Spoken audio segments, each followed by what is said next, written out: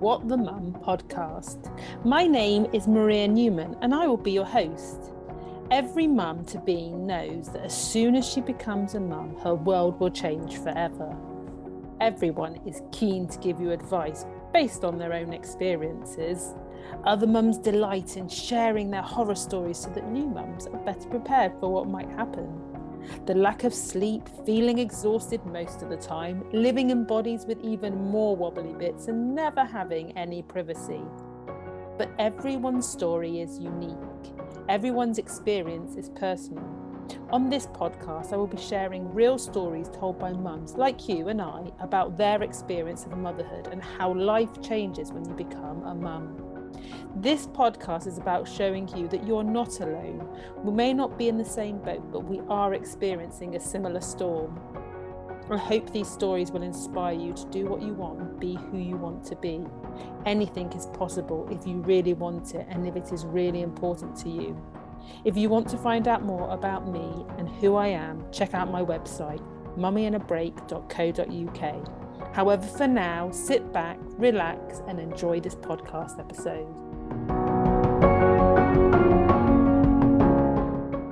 Hey everyone, thanks for tuning in. This podcast series, I will be interviewing 6 awesome women who will be sharing with us their mum stories.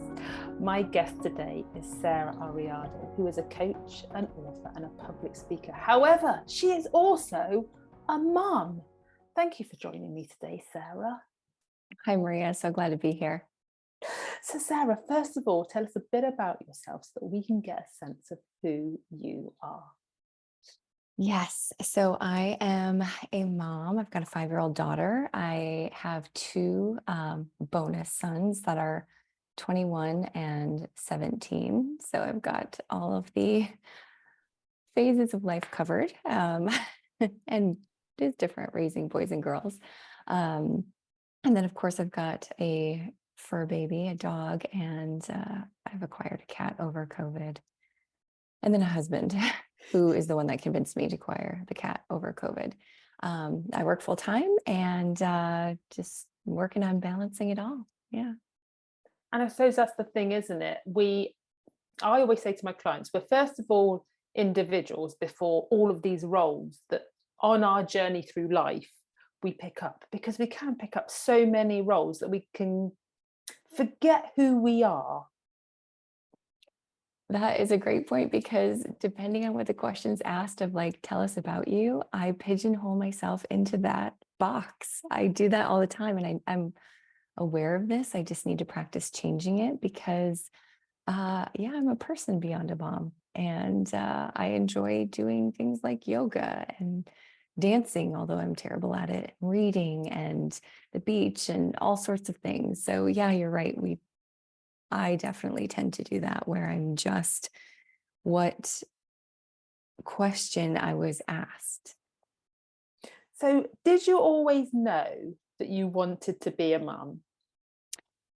I did, but forever I wanted to climb the corporate ladder, and my goal was to be a CEO. So when people asked, their standards for me, I grew up in a small town in the Midwest, and my family standards just decreased for me. It was like, wait till you're married, wait till this, wait till that. Well, I didn't get married until I was in my 30s, which for where I was from was quite late.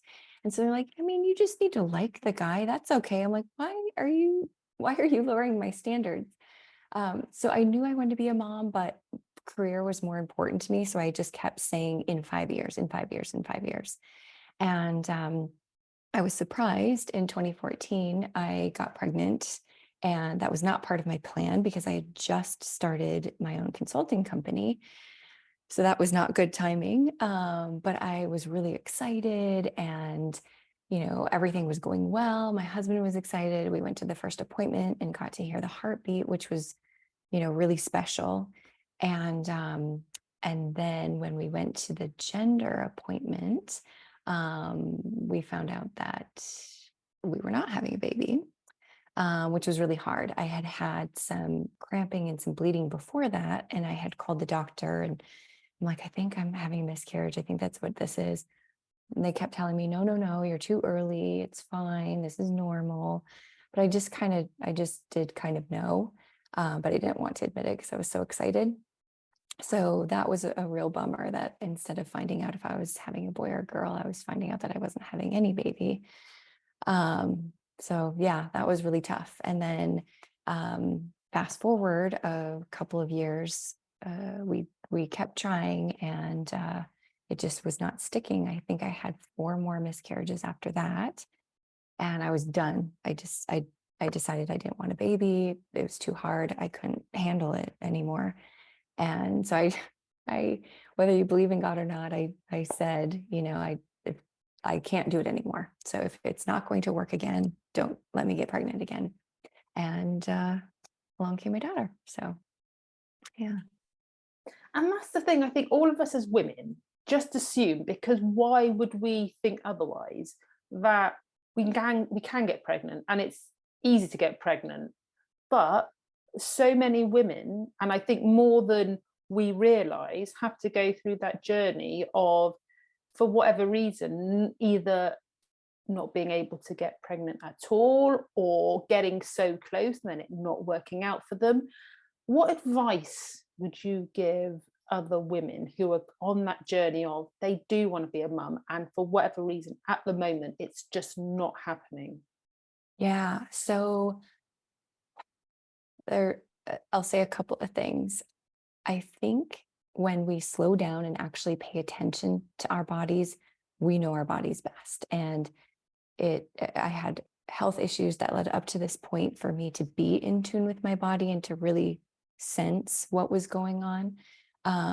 But you are your best advocate, and you do know your body the best. As good as physicians and practitioners can be, they're going off of textbook and they're going off of their experience, but they haven't experienced what you've experienced in your background and what you know about your health history. We see pediatricians and we see our gynecologists and we see family care. We don't have one, as women, we don't have one doctor that we see for everything. And so, advocating for yourself based on your experiences with all of those doctors and then what you've gone through. So stay true to that, because the second thing I'll say is, in every profession, there are amazing people. And then there's also those that probably graduated at the bottom of their class, but still have the acronyms behind their name.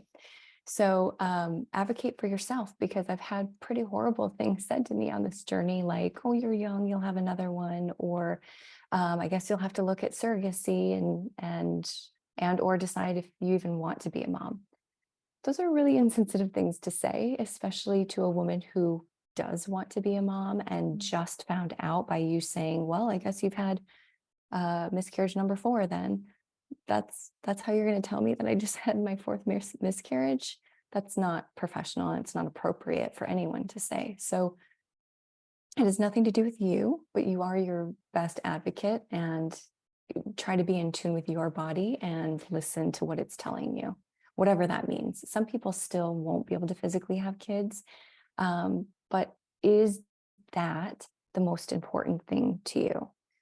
For some women, it is. I have several friends that have gone surrogacy. So they've actually carried the baby, but it's not their egg.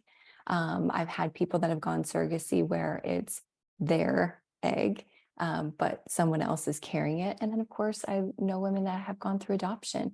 And all of those women are moms, and all of those women love their kids. So that's really what's important. Oh, I love that. And I think what you were saying about sort of knowing yourself and listening to yourself, I think that's a lesson for us in life, isn't it? I think, Yeah. especially when we become a mum, we start second guessing ourselves. And only because, we've just become a mum, we have a baby who is unique. There isn't one alike. And you can't practice beforehand, not properly. So it's all new. And that, for me, starts to bring in lots of uncertainty, which then gets you second guessing about, is this right? What would my mother do? What would my sister do? What would Lauren down the road do? And it's a case of having the courage, I think. And I think it takes a lot, having the courage to say, look, this is new. I haven't done this before, but do you know what? I'm going to have a good go and do my best. And that's all anybody can ask of from themselves. And just really, like you said, tune into you and who you are, because you do know who you are. It's just sometimes we fear who we might be and whether that's acceptable, when at the end of the day it doesn't really matter. What would you say? Oh my gosh, yes. So I will say that being a mother is like your birth plan. At least it's like my birth plan.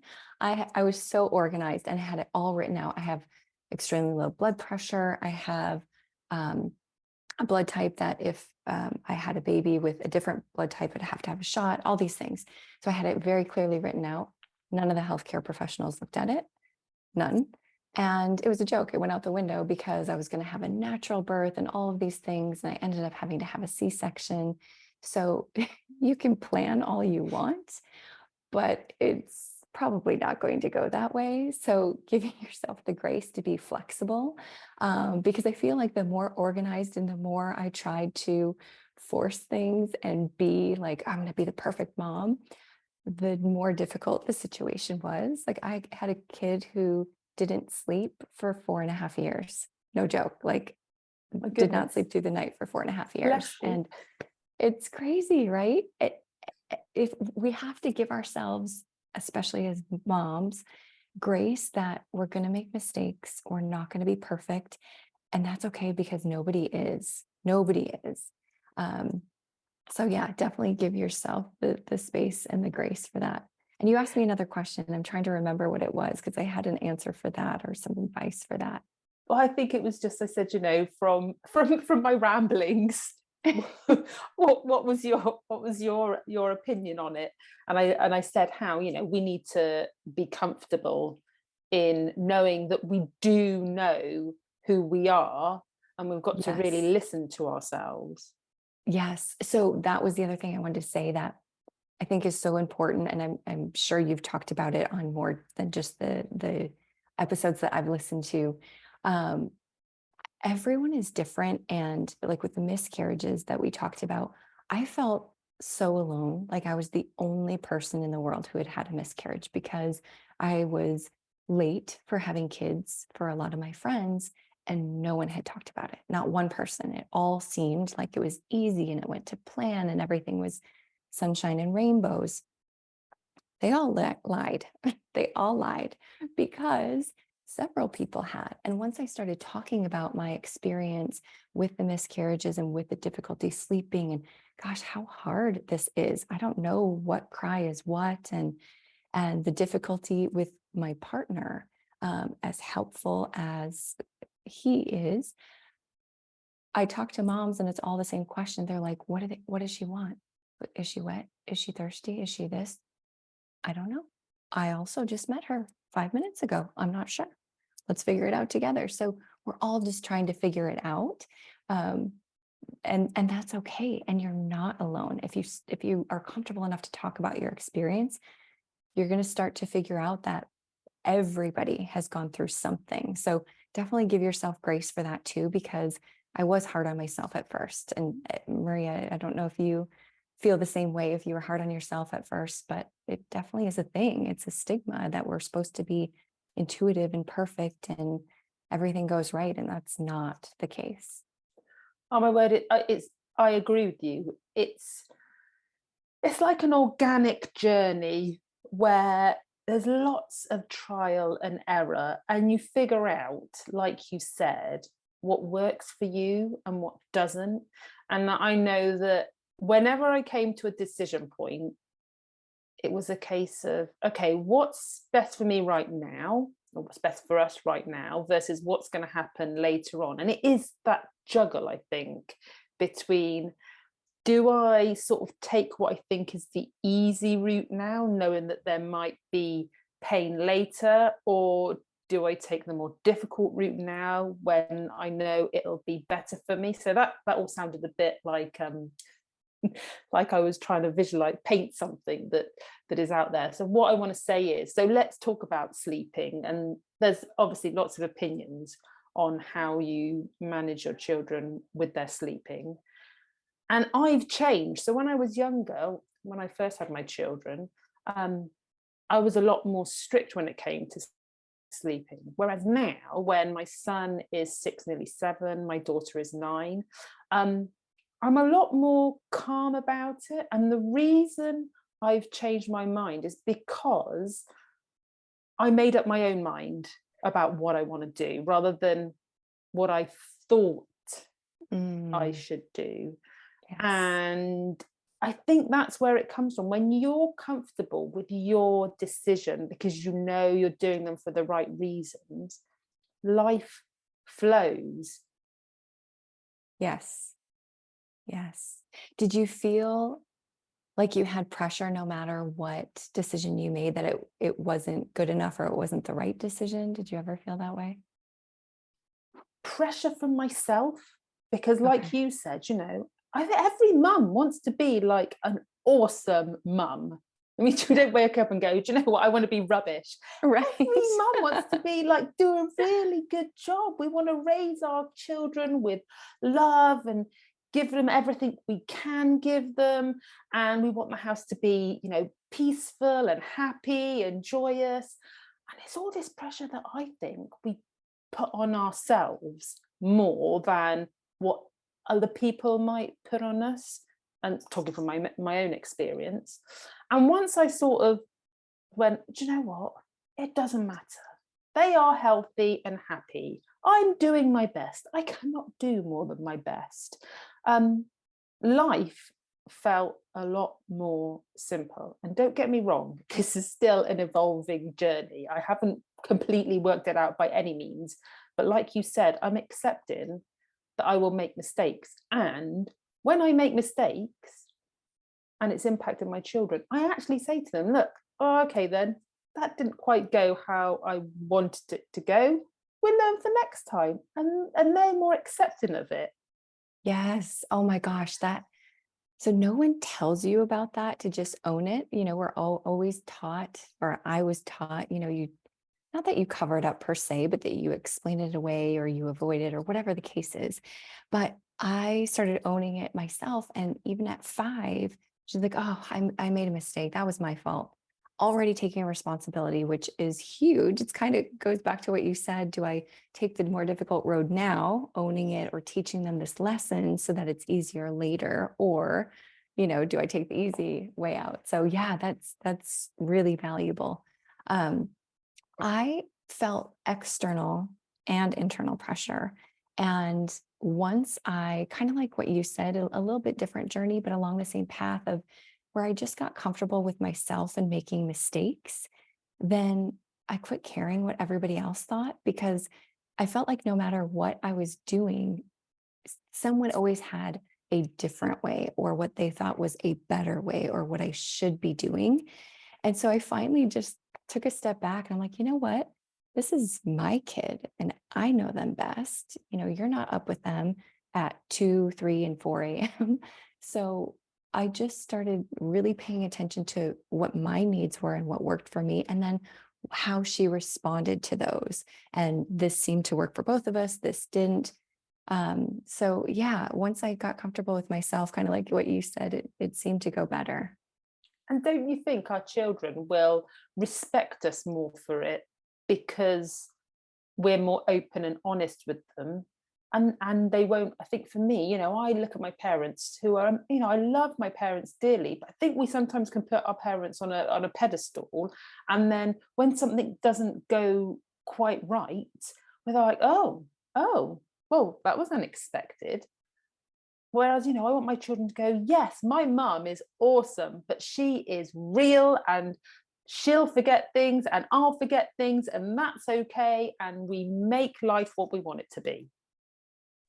Absolutely. And I think it makes us into more resilient people as well, right? So that resilience piece is huge. I am finding out I don't spoil my daughter, but I definitely try to protect her from everything. And so Now I'm having to take a step back and say, okay, it's okay if she feels at some things, and tears are fine.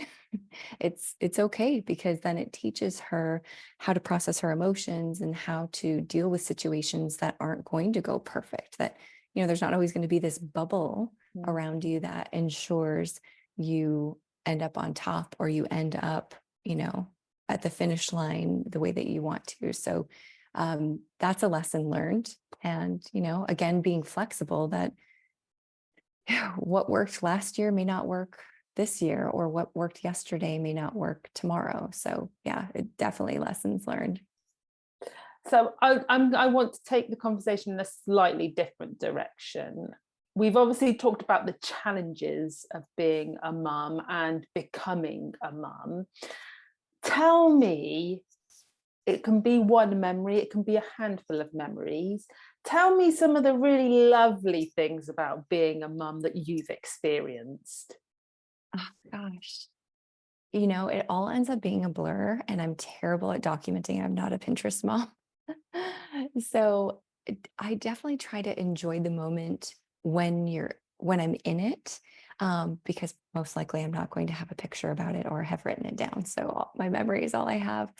But just the first time that they actually smile or start to talk or say mama, or watching her experience things from an innocent, 2, 3, 4, 5 year old person. It's so exciting to see how pure and innocent they are, and how everything is amazing, which is just really cool, because I feel like selfishly I almost get to relive part of my childhood in that innocent way, not judging and just watching and observing.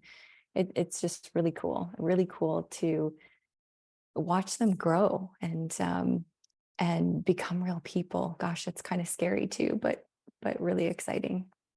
I love what you said about like seeing things through our children's eyes, because we can watch them in the moment, in what they're seeing. So when they find something really funny, and there's that real giggle from within their deep within their belly, and you're like, and that's infectious, they're laughing, and you may or may not find whatever they're laughing at funny, but because they're laughing, and there's that real innocent laughter, we start laughing.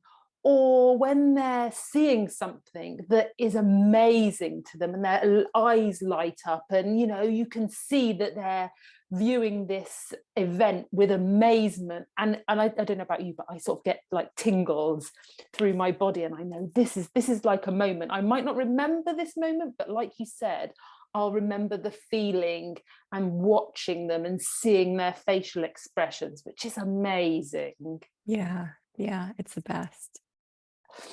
So we are coming to the end of our episode together. It's been lovely. But before we go, I want to ask you, any woman or man who has been listening to our episode or watching our episode, can you tell us 3 things that you would like them to take away from this conversation that we've had today? Yes. So they're all along the same theme, and I learned them the hard way. So hopefully at least one of them is beneficial. One, try to give yourself space to make mistakes, because everybody makes mistakes. 2, we didn't really talk about it, but I think it's really important, because 99% of the women that I met after I had my daughter experienced some version of postpartum depression or baby blues. So again, paying attention to your body and ask for help. It is not shameful. It's very, very common. In fact, if you don't have a version of that, you are more of the outsider than the norm. So please seek help in whatever way that you need it. That's a healthy way from a healthcare professional. And then number 3, we had talked about, what advice was the best that I ever received as a parent. And what I would say is I didn't receive great advice. The closest thing to that was I had a girlfriend whose daughter was similar in age, and she told me to, maybe this works for you, this worked for me, give it a try. So she wasn't pushy. So my advice is follow your gut, follow what you know, because there's a lot of advice out there that worked for someone else.